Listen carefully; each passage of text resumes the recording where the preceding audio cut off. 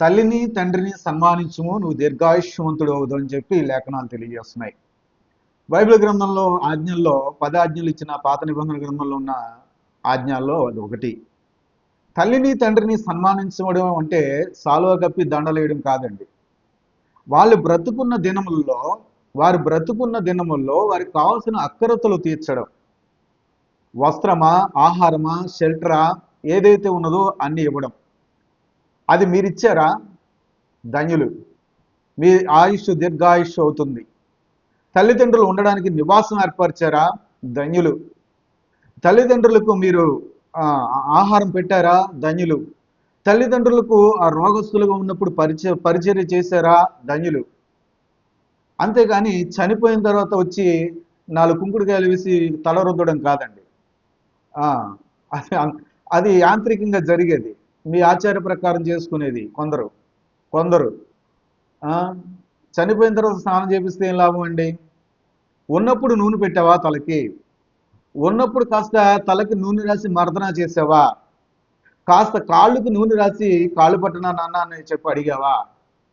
చేసిన వాడు మాత్రమే మాట్లాడగలడు. చేయాలి. అది ధన్యత. దీర్ఘాయుష్యవంతుడు అవుతావు. తర్వాత చనిపోయిన తర్వాత 13 రోజున 14వ రోజున కొన్ని లక్షల రూపాయలు ఖర్చు పెట్టి మటన్ చికెన్తో భోజనాలు పెడితే ఆయనకి ఏమి దక్కదండి. వారికి ఏం దక్కదు.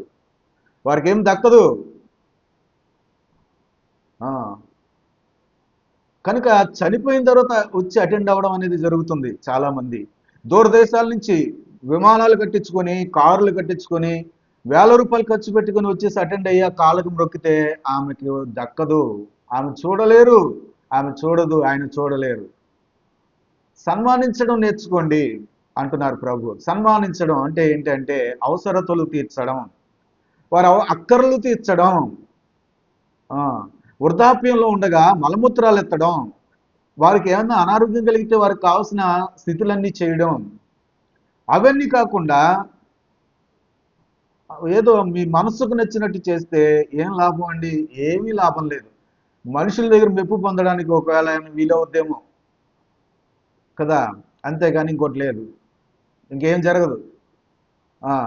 బాగా చేసావు కార్యక్రమం అనిపించుకోవడానికి తప్ప ఇంకేమీ లేదండి. ఆ ఖర్చు అంతా వృధా. దేవుడే చెప్తున్నాడు, నేను కాదు. జీవం కలిగిన మాటల దగ్గరికి వచ్చాను నేను. ఆ జీవాధిపతి జీవజలపు ఊటలను పంచడానికి వచ్చాను. అంతేగాని స్వనీతిని స్వజ్ఞానాన్ని పంచడానికి కాదు. దేవుని యొక్క జ్ఞానం అది. దేవుని జ్ఞానాన్ని అనుసరించిన వాడే క్రైస్తవుడు. దేవుడి జ్ఞానంలో నడిచిన వాడే క్రైస్తవుడు.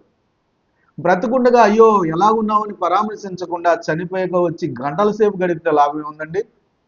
బ్రతుకున్నప్పుడేమో ఒక హాఫ్ అన్ అవర్, పావు గంట గడపడానికి మీకు టైం లేదా? చనిపోయాక కొన్ని గంటలు, రోజులు ఉండిపోతారు కదండి. నిజమే కదా, నేను ఎవరిని కించపరచట్లా, నిజమే మాట్లాడుతున్నా. అంత సమయం అప్పుడు గడిపినప్పుడు, బ్రతుకుండగా మాట్లాడుతున్నప్పుడు మాట్లాడారా? ఈ అనుభవాలు, ఈ జ్ఞాపకాలు మనకి కావాలి. దేవుని యొక్క ఆజ్ఞలో